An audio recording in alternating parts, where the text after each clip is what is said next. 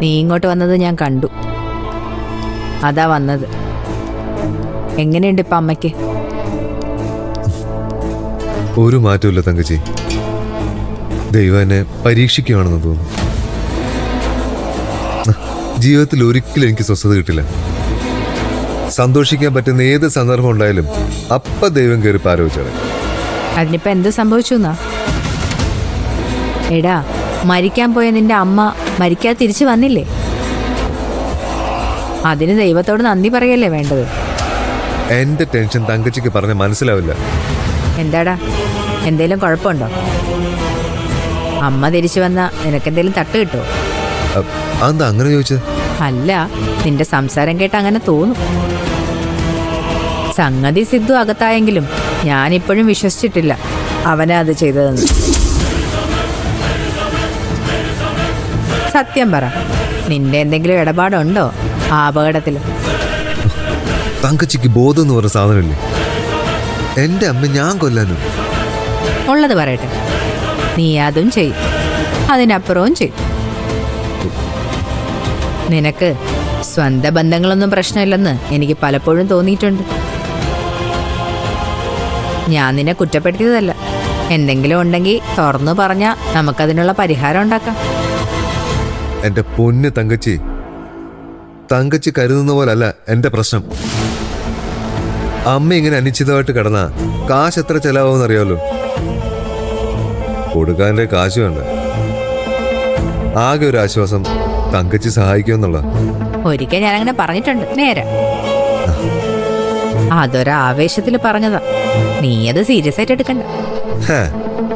എനിക്കറിയാം, കാര്യത്തോട് അടുക്കുമ്പോ എല്ലാവരും എന്നെ കൈ ഒഴിയുമെന്ന്. എനിക്കങ്ങനെ ഓടിപ്പോൻ പറ്റില്ലല്ലോ. എൻ്റെ അമ്മയല്ലേ. എനിക്കൊറ്റ പ്രാർത്ഥനയുള്ളൂ, രണ്ടിലൊന്ന് ദൈവം തീരുമാനിക്കണം. ഒന്നെങ്കിൽ രക്ഷപ്പെടുത്തണം, അല്ലെങ്കിൽ എടുക്കണം. ഇങ്ങനെ ഇട്ട് കഷ്ടപ്പെടുത്തരുത്. ശരിയല്ലേ ഞാൻ പറഞ്ഞത്? ഏതൊരു മകനും അങ്ങനെ ചിന്തിക്കും.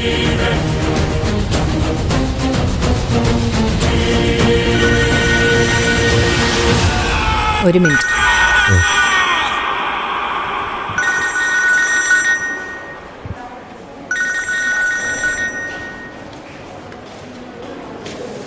എന്താ സ്വാമി? തങ്കച്ചിപ്പ് എവിടെയുള്ളത്? ഞാൻ ആശുപത്രി വരെ വന്നതാ. എന്തേ?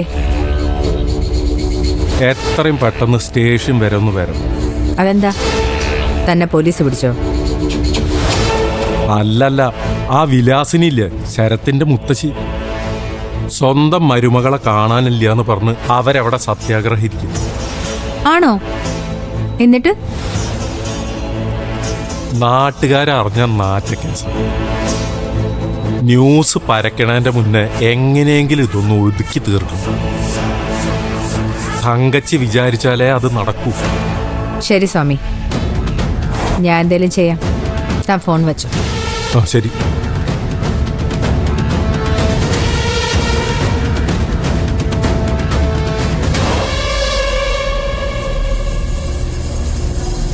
നിന്റെ മുത്തശ്ശിക്ക് എന്തിന്റെ കേടാ? പാർവതിയെ കാണാനില്ലെന്ന് പറഞ്ഞ് പോലീസ് സ്റ്റേഷന് മുന്നിൽ സത്യാഗ്രഹം ഇരുന്ന പ്രശ്നം തീരുന്ന് ആരാ അവരെ ഉപദേശിച്ചത്? സത്യാഗ്രഹം? അതെ, എത്രയും പെട്ടെന്ന് അത് അവസാനിപ്പിക്കണം. അല്ലെങ്കിൽ സംഭവിക്കാൻ പോകുന്ന എന്താണെന്ന് അറിയാലോ. നല്ല രീതിയിലൊരു അന്വേഷണം വന്നാ നമ്മൾ രണ്ടുപേരും തൂങ്ങും. അത് അപകടമാ തങ്കച്ചി. ഒരു ഭാഗത്ത് അമ്മ, മറുഭാഗത്ത് സത്യാഗ്രഹം. എനിക്ക് ഒരിക്കലും മനസ്സമാധാനം കിട്ടില്ല. സംസാരിച്ച് നിൽക്കാൻ സമയമില്ല. നേരെ അങ്ങോട്ട് പോവാം. ആരാൻ്റെ അമ്മയ്ക്ക് ഭ്രാന്ത് വന്നാലേ കാണാൻ നല്ല ഭംഗിയാണല്ലോ. ഇടപെട്ട് വഷളാക്കാൻ പലരും ശ്രമിക്കും. അതിനു മുമ്പ് നമ്മൾ അവിടെ എത്തണം. നീ വാ, വരാൻ.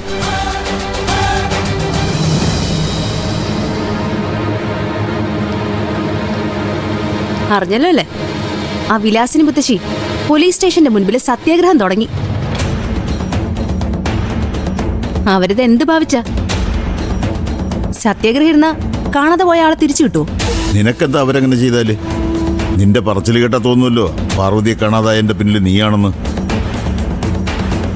പലരെയും സംശയിക്കണം സാർ. അതെന്നെ ഉദ്ദേശിച്ച് പറഞ്ഞതാണെന്നൊക്കെ എനിക്ക് മനസ്സിലായി. ആ ചിന്ത കൈ തന്നെ അങ്ങ് വെച്ചാ മതി. എനിക്ക് ഈ വിഷയത്തിൽ ഒരു മനസ്സറിവും ഇല്ല. സാധാരണഗതിയിൽ വിലാസിന് മുത്തശ്ശി ഇങ്ങനൊരു സത്യാഗ്രഹം ഇരിക്കുന്നത് ഞാൻ ശ്രദ്ധിക്കാൻ പോലും പോവേണ്ട ആവശ്യമില്ല. ഇപ്പൊ സ്ഥിതി അതല്ലല്ലോ. സിദ്ധുവേട്ടനകത്ത് കിടക്കല്ലേ. അതിന് പാർവതി സിദ്ധു തമ്മിൽ എന്താ ബന്ധം?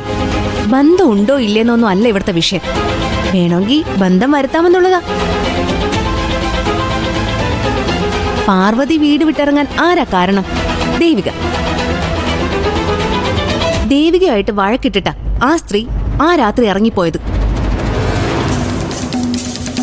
ശത്രുത മൂത്ത ദേവിക ഈ വിവരം സിദ്ധേട്ടനെ വിളിച്ച് പറഞ്ഞെന്നും ദേഷ്യം തോന്നിയ സിദ്ധേട്ടൻ പാർവതിയെ ഇപ്പൊ പ്രഭാവതിയെ ചെയ്തതുപോലെ കാറിടിച്ചു കൊന്നൊന്നും പോലീസ് കണ്ടെത്തിയ എന്ത് ചെയ്യും? ഇതെന്താ വിളറിക്ക് പട്ടണമാണോ? എന്തും കൊണ്ടുവന്ന് കുഞ്ഞളീന്റെ തലയിൽ കെട്ടിവെക്കാൻ? പോലീസ് മാത്രമല്ല, ഇവിടെ കോടതിയും നിയമവും ഒക്കെ ഉണ്ട്. എല്ലാം ഉണ്ട്. പക്ഷേ സത്യം തെളിയിച്ച് കേസ് നൂരി വരാൻ സമയം എത്ര എടുക്കും? സമയം മാത്രം, അതിന്റെ മെനക്കേട്, പണം.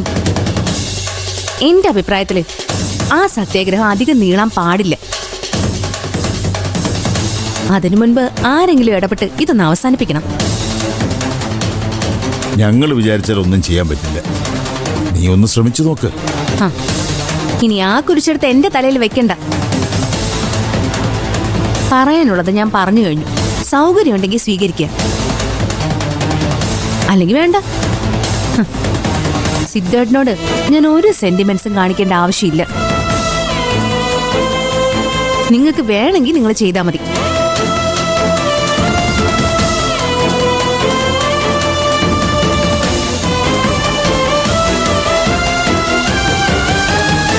ഒരു കണക്കിന് അവരിങ്ങനെ സത്യാഗ്രഹം നടത്തുന്നത് നന്നായി. കാണാതായത് പാർവതിയമ്മയെ മാത്രമല്ലല്ലോ, പ്രേമിച്ചു കൂടിയല്ലേ. സത്യാഗ്രഹത്തിന്റെ ഗുണം രണ്ടുപേർ കൂടി കിട്ടും, അല്ലേ? ശരിയാണ്. ഏതെങ്കിലും ഒരു പ്രൈവറ്റ് ഡിറ്റക്റ്റീവ് ടീമിനെ കൂടി രംഗത്തിറക്കിയാലോ എന്ന് ഞാൻ ആലോചിക്കുന്നുണ്ട്.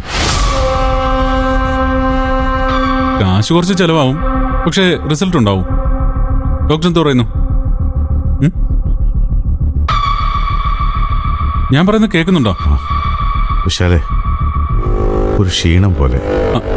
എന്തുപറ്റി? അറിയില്ല. നമുക്ക് ഹോസ്പിറ്റലിലേക്ക് പോവാം. ഏയ്, അതിന് മാത്രമൊന്നുമില്ല. കഴിഞ്ഞ കുറച്ച് ദിവസമായിട്ട് വല്ലാത്ത സ്ട്രെയിൻ ആയിരുന്നല്ലോ, അതിൻ്റെയാ. ശരിക്കൊന്ന് ഉറങ്ങിയാൽ മാറിക്കോളും. ഞാൻ ഡോക്ടറെ വീട്ടിൽ കൊണ്ടാക്കാം. ഏയ്, പ്രശ്നമൊന്നുമില്ല വിശാലേ.